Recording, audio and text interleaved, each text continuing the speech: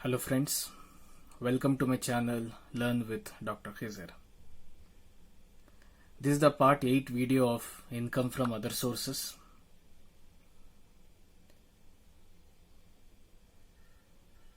This is an additional video which is prepared on the request of the viewers. In the first 3 videos we discussed about the theoretical aspects of income from other sources. There we missed few concepts about income from other sources. So those concepts we are going to learn in this video. So in this video we are going to cover family pension, composite rent, income from subletting, and rental income from various assets. So one by one let us understand, so that in the next sessions we are going to solve problems on these points also. So what is a family pension? Family pension is received to the family of a deceased person from the employer. That is called as a family pension. A employee working in an organization died, he is called as a deceased employee, and the pension amount, if he is eligible, the employer of that company will give to the family member of that deceased person. That is called as a family pension. So let us understand in detail. So family pension, any amount received from an employer by a family of deceased employee will be considered as family pension. Now to whom this will be taxable?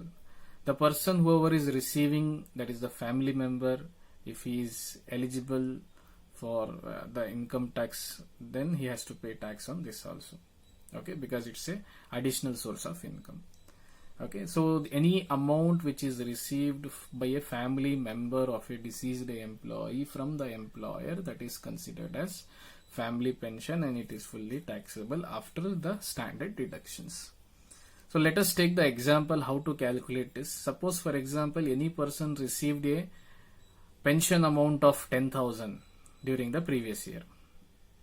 So here if you can see, family pension, a person is receiving 10,000 rupees. So here the rule says that up to 33% of that pension amount can be deducted, or maximum of 15,000 rupees can be deducted, whichever is lower. So now we need to compare two aspects in the standard deductions. One is your 33% and other is 15,000. 33% on what? 33% on the pension amount received. So 10,000 into 33% if you do, you are going to get 3,333, or maximum limit of 15,000, whichever is less. So here if you compare 3,333 with 15,000, which is less here, 3,333 is less, this will be deducted with the main amount of pension, that is 10,000, and you are going to write 6,667 as the pension taxable amount. Hope this is clear. Okay, if the amount of 33.33% is more, take the example, instead of this 10,000 we have 1 lakh rupees. So now it becomes 33,333 rupees. Now 33,333 rupees will be compared with this 15,000 rupees. Okay, now 15,000 is less, so we are going to minus 15,000 with the 1 lakh rupees of amount. I hope this is clear to you people. Then the next concept we missed is composite rent.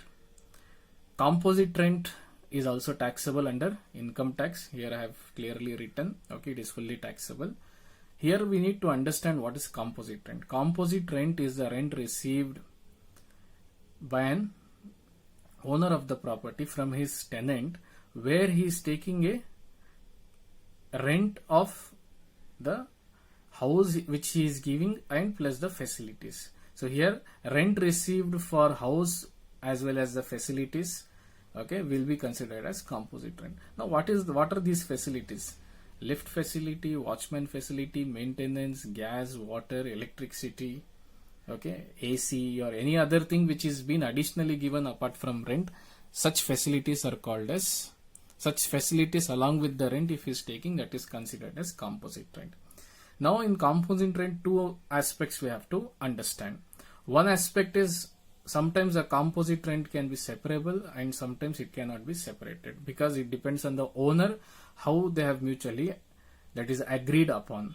Okay, for example, there will be few situations where the owners will take separately the rent and separately the charges for the facilities. Like for example, if you see here in that is separable, which is easily separable, that is house value, okay, is 20,000 rupees and 5,000 is for facility. So totally the owner is taking 25,000, but it is clearly mentioned separately that rental value is 20,000 for house and 5,000 rupees is the value for the additional facility. So totally 25,000.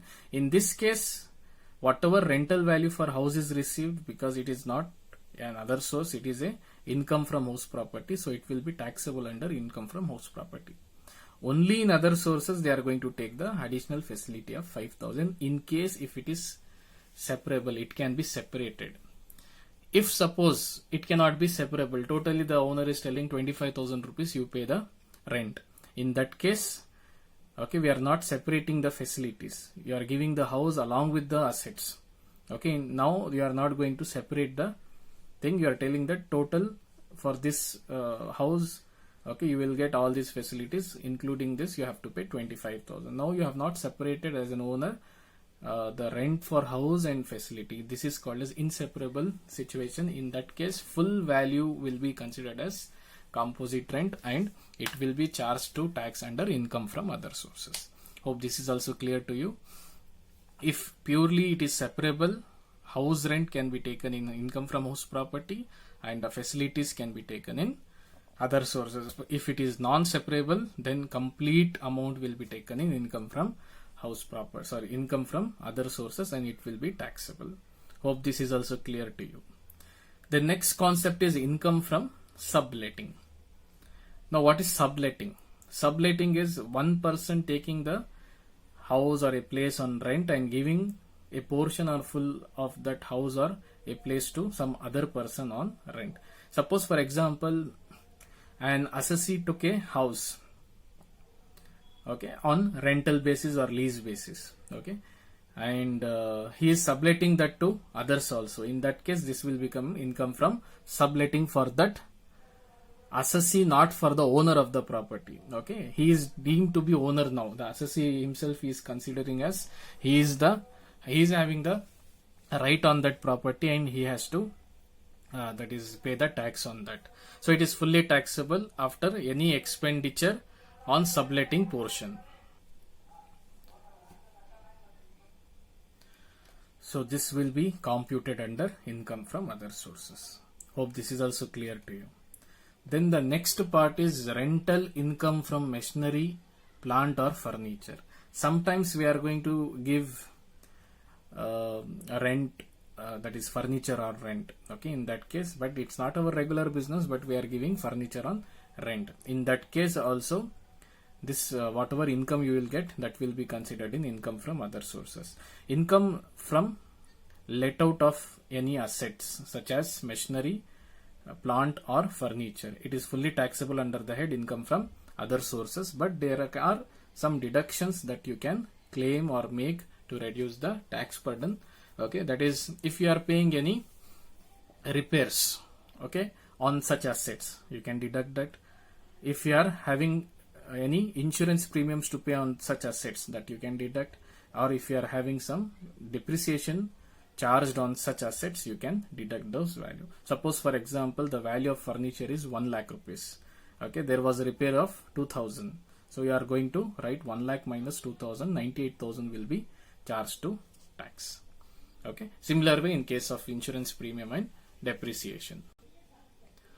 Hope this concept is also clear to you. So we have cleared in this all the 4 concepts which we discussed earlier, that is family pension, composite rent, income from subletting and rental income from assets. Okay,